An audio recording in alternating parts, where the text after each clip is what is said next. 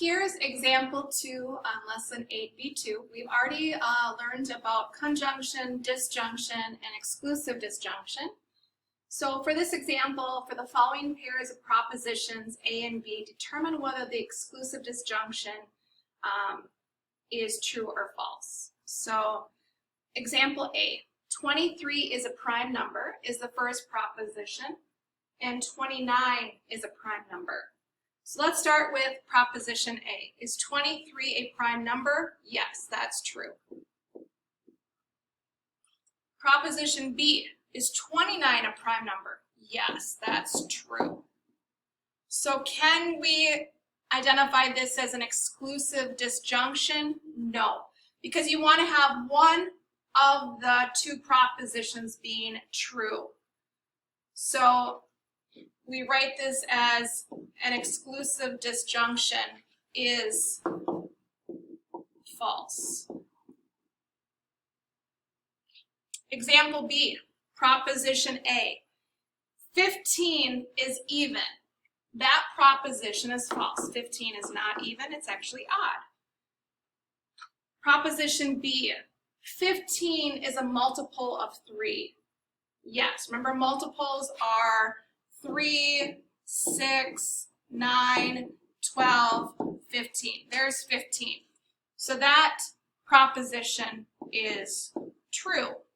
So can we say that this is an exclusive disjunction being true? Yes. We only want one of them to be true. So this is a true exclusive disjunction.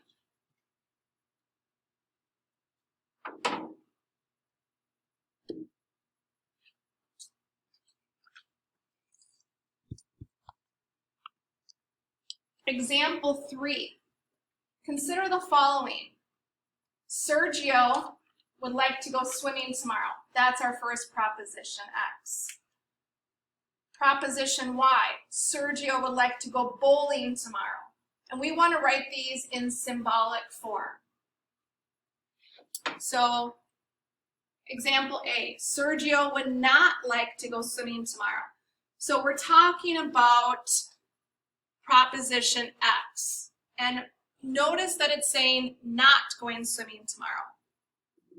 So how we write that as a symbol is considered a negation. So not X. Part B, Sergio would like to go swimming and bowling tomorrow. So we're talking about Sergio swimming and Sergio going bowling.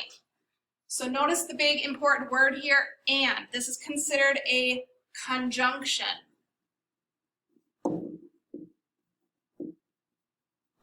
Maybe add over here, this is a negation.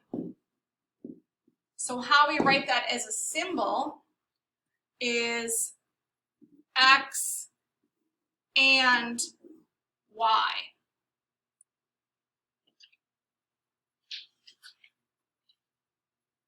All right, part C.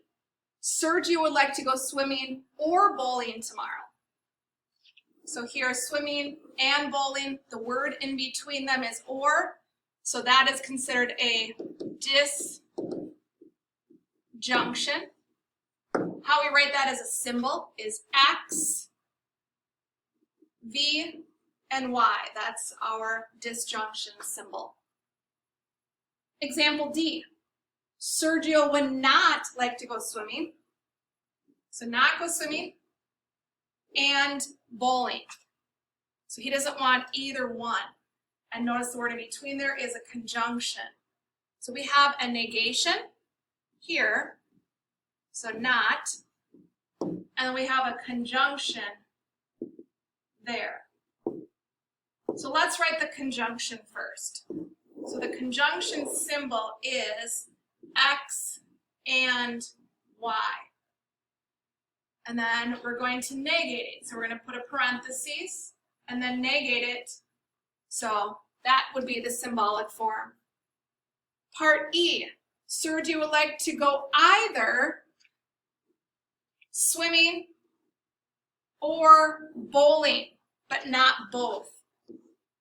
Well, this is our exclusive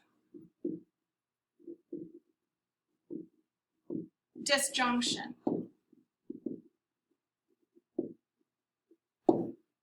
So we have X, the V with a line underneath it, and then Y.